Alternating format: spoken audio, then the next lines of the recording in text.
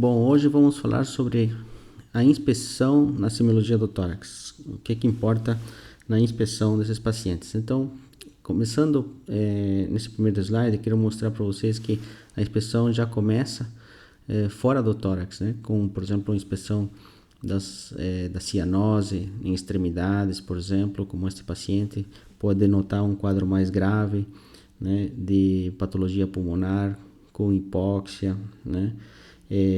Como é o caso de quase todas as doenças pulmonares que se agravem, né, como enfisema, bronquite, etc.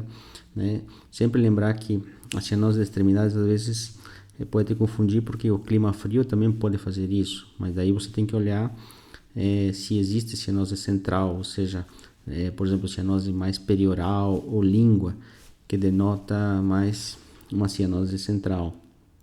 Uma lesão como essa, por exemplo, pode te levantar uma suspeita de sarcoidose pulmonar em um paciente que tenha falta de ar, febre, por exemplo, artrite, e de repente vem com uma lesão dessas e poderia te levantar uma suspeita de sarcoidose, né? A sarcoidose pode fazer linfadenopatia ganglionar, paratraqueal, pode fazer infiltrados intersticiais, etc. Então isso você vai confirmar depois no restante do exame. Esse aqui também mostrando já uma cianose mais clássica central, né? Pegando assim face, né? Principalmente região perioral. Se você pedir para o paciente tirar a língua para fora, provavelmente vai estar cianótica. Aqui também você observa baqueteamento digital, né? Unhas em baqueta de tambor, característico de várias doenças pulmonares que cursam com hipóxia crônica, como pacientes com DPOC, enfisema ou bronquite, a própria fibrose pulmonar, pneumoconiose, e lembrar que pode ser também um síndrome paraneoplásico, né, que no caso do câncer de pulmão poderia fazer essa alteração. Lembrando também que patologias fora do pulmão também podem fazer baqueteamento, como insuficiência cardíaca, né, e até mesmo doenças inflamatórias intestinais crônicas, né. Aqui temos um close assim mais do baqueteamento, né? Temos essa unha em vidro de relógio assim, mais curvada, né? Baqueteamento digital e parece mesmo uma baqueta de tambor, né? Também é interessante inspecionar já dentro do tórax os tipos de tórax, né? Desde paciente normal, né? Mas também você vai encontrar pacientes com tórax em tonel, por exemplo, no caso do DPOC, né? Principalmente bronquite, enfisema, né? Temos assim uma cifose, às vezes em pacientes podem ter uma cifose tão importante que teria que fazer uma correção cirúrgica, porque interfere na mecânica respiratória. Podemos ter também pacientes com pectus excavatum ou pectus carinatum, que também, dependendo da situação, deverão ser corrigidos cirurgicamente, mas a maioria normalmente não precisa, né? Aí temos aqui também essa figura mais para mostrar que tem não é só o diafragma que digamos assim é responsável pela respiração, por ajudar. Então, como o músculo mais importante da respiração, sem dúvida nenhuma, é o diafragma, mas tem outros que ajudam, como por exemplo o serrátil, músculo serrátil posterior, superior, inferior, né? O transverso, os músculos intercostais, né? Aqui também temos o esternocleidomastoide, né? São músculos, todos eles peitoral, né? E até mesmo o reto abdominal, que podem ser exigidos num paciente com dispneia, né? Então, quando você tem todos esses músculos em funcionamento para respirar, nós temos uma coisa chamada tiragem, que envolve de uma maneira geral todos esses músculos. A gente acaba falando tiragem intercostal quando envolve mais os músculos intercostais, mas a palavra tiragem significa na verdade que o paciente está tendo um esforço respiratório extremo e que está ativando todos esses músculos para a respiração, inclusive o reto abdominal. Você pode observar que às vezes o paciente ele respira uma vez com a barriga e outra vez com o tórax, né? Uma com o abdômen e outra com o tórax.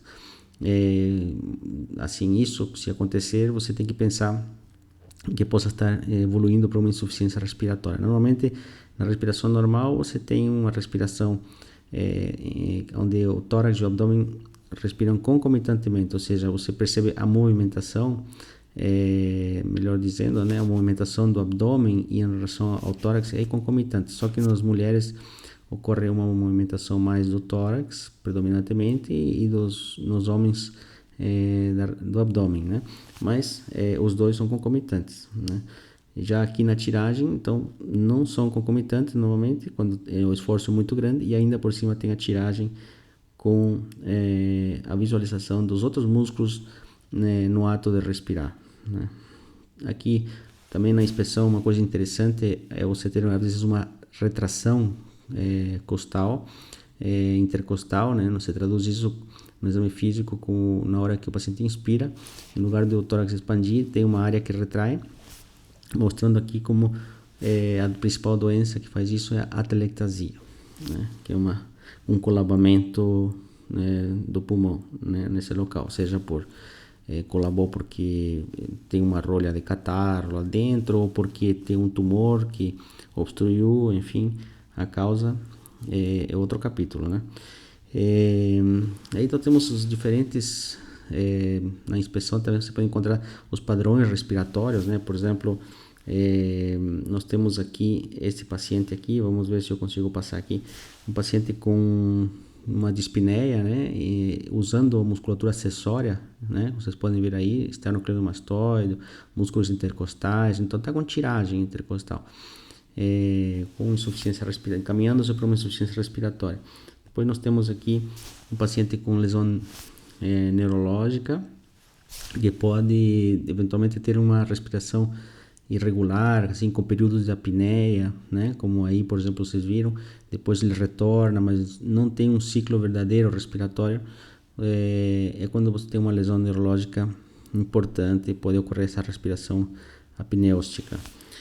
Nós temos também a respiração de Kussmaul, né? Ou melhor dizendo, de Cheyne-Stokes.